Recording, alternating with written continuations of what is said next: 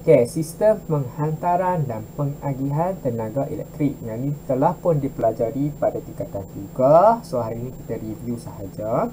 Di manakah terletaknya transformer injak naik ataupun injak turun dalam sistem penghantaran dan pengagihan tenaga elektrik.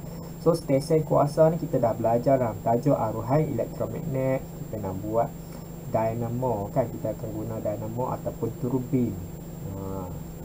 So, arus ulang-alik ataupun arus terus. Dekat sini kita guna arus ulang-alik lah. Sebab arus ulang-alik itu, kalau kita guna arus terus, transformer tidak berfungsi. Arus ulang-alik, transformer boleh digunakan.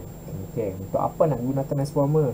Sebab kita nak naikkan atau nak turunkan lah voltan. So, voltan yang dihasilkan pada stesen kuasa sangat tinggi, 20 kV kan.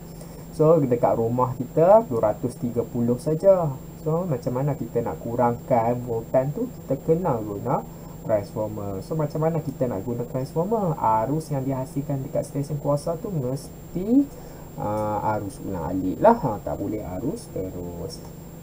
So, dekat sini 20 kV. Kita nak kena guna injak naik supaya voltan kita meningkat lah semasa penghantaran. Kenapa perlu voltan meningkat untuk penghantaran? Untuk mengurangkan tenaga ataupun kuasa yang hilang ke persekitaran lah. So, formula dia I kuasa 2R. Okey. Bila voltan V, P sama dengan VI. Okey, bila voltan kita tinggi, kita punya arus kita rendah. Okey, voltan tinggi, arus rendah lah. Bila power kita, kuasa kita masih sama. Kuasa kita sama, cuma kita nak ubah voltan jadi tinggi, arus kita akan jadi rendah secara automatik.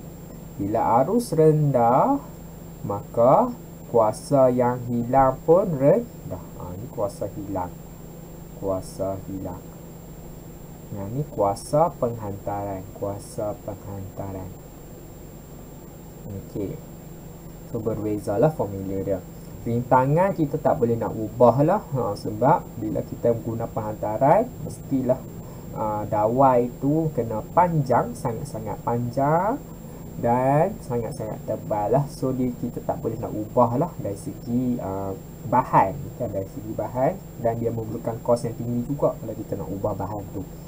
Maka kita hanya boleh ubah dari segi arus melalui kenaikan voltan.